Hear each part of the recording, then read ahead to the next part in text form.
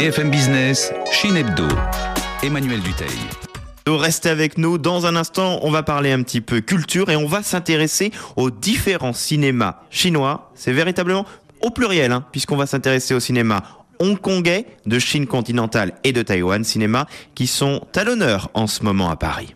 Allez, comme chaque semaine à la même heure, on va s'intéresser un petit peu à la culture. On est tout de suite avec Damien Pacellieri. Bonjour. Bonjour. Vous êtes le directeur des éditions Écran, vous êtes un spécialiste du cinéma chinois et vous avez été l'un des conseillers pour l'organisation d'un cycle consacré au cinéma chinois, cycle qui se tient jusqu'au mois de mars au Forum des images à Paris, et c'est le cinéma chinois au pluriel puisque ça s'appelle De Pékin à Taipei, 1000 visages de la Chine. On va donc découvrir les cinémas de Chine continentale, de Hong Kong ou encore de Taïwan. On va entrer avec vous, Damien Pacellieri, dans le détail. Déjà, présentez-nous peut-être un tout petit peu ce festival et ce cycle. L'objectif, c'est vraiment de montrer déjà 80 films. C'est un sacré panel quand même de films chinois, certainement le plus important cette année en France.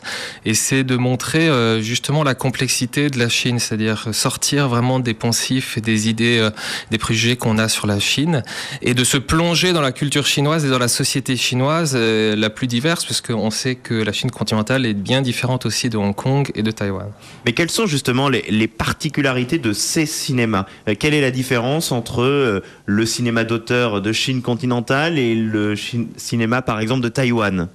Alors le cinéma taïwanais est très urbain et très sophistiqué dans l'image, a une approche visuelle très différente du cinéma de Chine continentale qui lui est certainement plus social, c'est-à-dire s'intéresse à des sujets de société qui touchent vraiment la population, et un peu plus romantique et maintenant se verse un peu plus aussi dans l'hollywoodisation du cinéma, c'est-à-dire qu'on arrive à des films, des gros blockbusters, des films de KPDP qui ne sont pas vraiment représentatifs du cinéma taïwanais, qui est plus du cinéma d'auteur. Mais justement, là, quand on regarde un petit peu la programmation, alors même si je suis pas obligatoirement un grand spécialiste de ces cinémas, j'ai quand même eu l'impression que vous êtes allé chercher un peu plus de cinéma d'auteur, même de cinéma peut-être un petit peu plus confidentiel que de ces fameux gros blockbusters qu'on peut trouver également en Chine continentale. C'est ça, parce que les films, les blockbusters sont pas forcément les plus idoines pour représenter la société chinoise. Et là, on a voulu vraiment montrer des films qui sont des films qui montrent comment les gens vivent, comment les gens perçoivent justement leur pays, leur société. Et on est allé chercher vraiment aussi des films d'auteur, des films artistiques, comme par exemple un film qui s'appelle Chicken Poet, qui est un film complètement, c'est un ovni dans le cinéma chinois.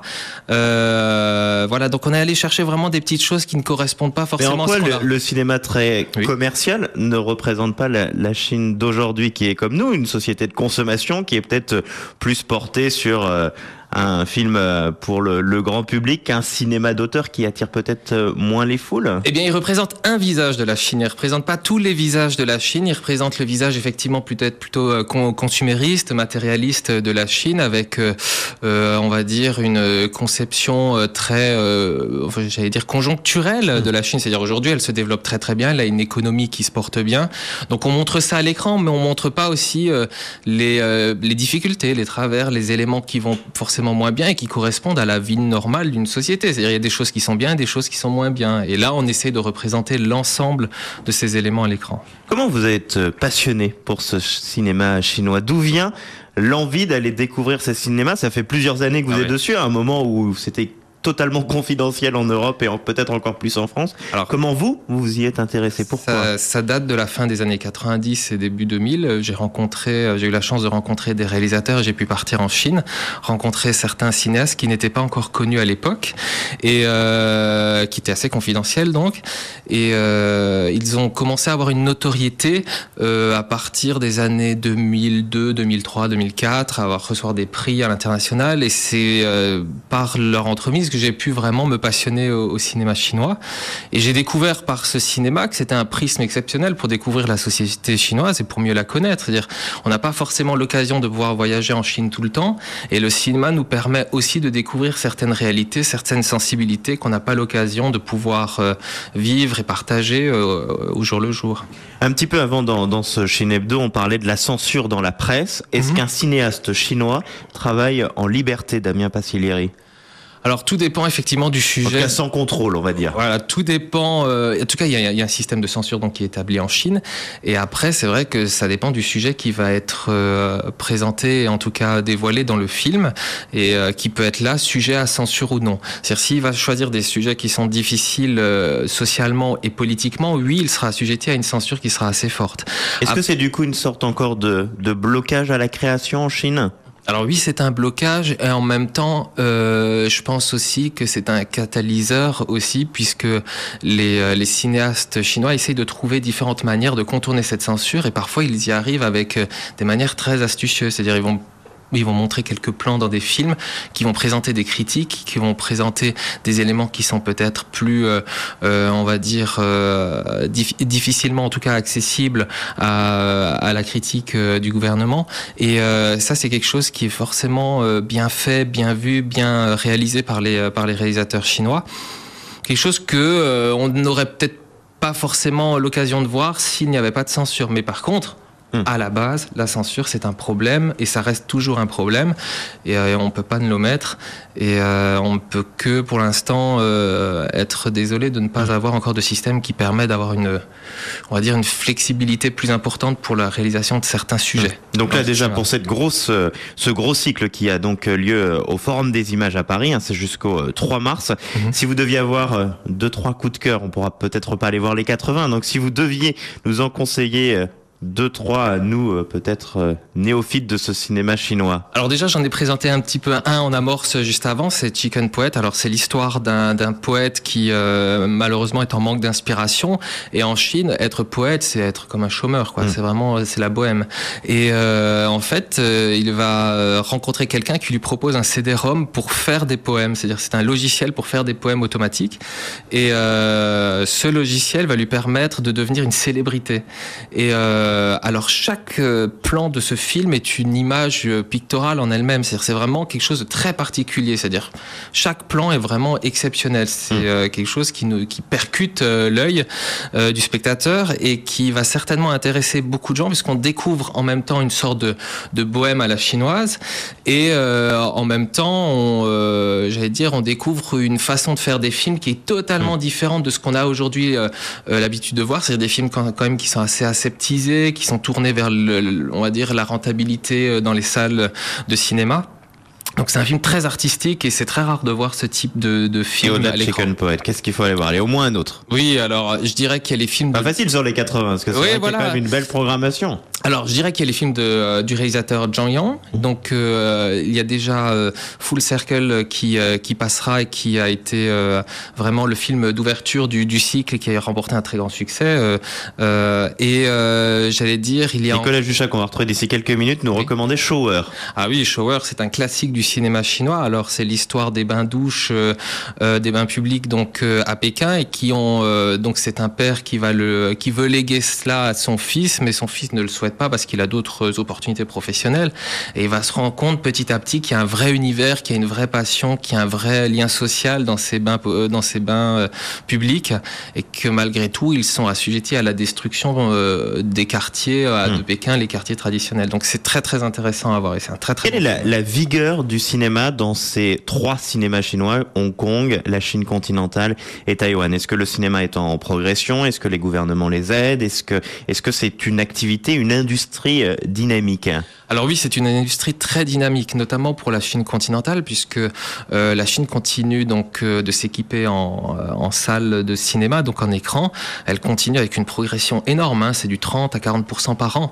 Le nombre de films, je crois que l'année dernière, c'était autour de 690 films produits par an. Donc c'est énorme, ça devient l'une des productions les plus importantes au monde, derrière l'Inde, après même devant les États-Unis. Donc il y a vraiment aujourd'hui un très grand développement du cinéma chinois. L'État et les politiques publiques font ce qu'ils peuvent pour justement développer ce cinéma, malgré parfois l'entrave de la censure. Après, ils essayent aussi de favoriser justement ce cinéma en essayant de diminuer la capacité des films étrangers à pouvoir les titiller dans le box-office, puisque les films américains sont souvent les plus demandés par le public chinois.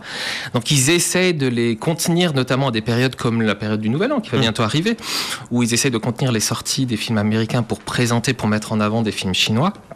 Après, le cinéma hongkongais commence à être plus dépendant du cinéma chinois et surtout de son public, donc de la Chine continentale, parce que le cinéma hongkongais est exploité notamment pour le public de Chine continentale. Et le cinéma taïwanais reste encore assez séparé, si je puis dire, de la Chine continentale, puisque là... Et c'est vrai qu'eux aussi sont sous le coup du cinéma international, parce que je crois que pour la première fois en 10 ans, ce sont quand même les films importés qui ont fait le plus d'audience l'année dernière en Chine, et la Chine qui a pris la place de la 2e place du box-office mondial. Donc on voit qu'il y a un intérêt pour le cinéma, mais que là aussi...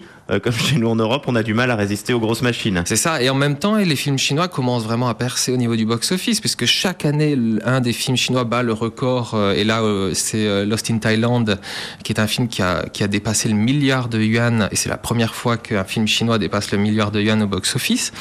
Donc c'est vraiment, on sent qu'il y a vraiment une évolution positive et une évolution concrète dans le développement de l'industrie cinématographique chinoise. Juste peut-être pour terminer, quel est le poids en revanche du cinéma, des cinémas chinois en France? Ça reste encore malgré tout relativement confidentiel. On connaît quelques réalisateurs, mais c'est pas les stars du box-office. Oui, je crois que le public français a une vraie appétence pour ce cinéma, malgré tout, parce que ce cinéma remporte aussi beaucoup de prix à l'international dans des festivals.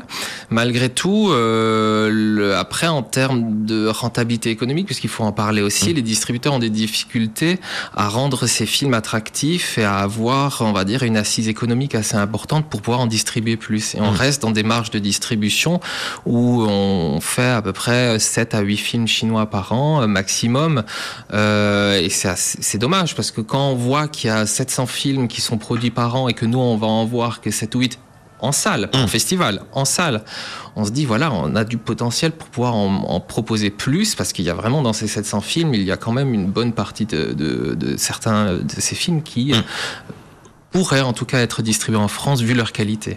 Donc on va dire, c'est quelque chose qui peut être encore développé en France si les distributeurs s'y intéressent plus et s'ils découvrent la perle rare qui leur permette de, on va dire, conjuguer l'intérêt financier et l'intérêt du cinéma. Eh bien, ce sera un suivi déjà à découvrir lors de ce cycle qui se tient donc au Forum des Images à Paris, cycle dédié au cinéma chinois, vraiment au pluriel, Pékin à Taipei, 1000 visages de la Chine. On a découvert cela avec vous, Damien Passelieri. Je rappelle que vous êtes le directeur des éditions Écran et spécialiste du cinéma chinois. Merci d'être venu nous éclairer dans ce Chine Hebdo. Merci. BFM Business.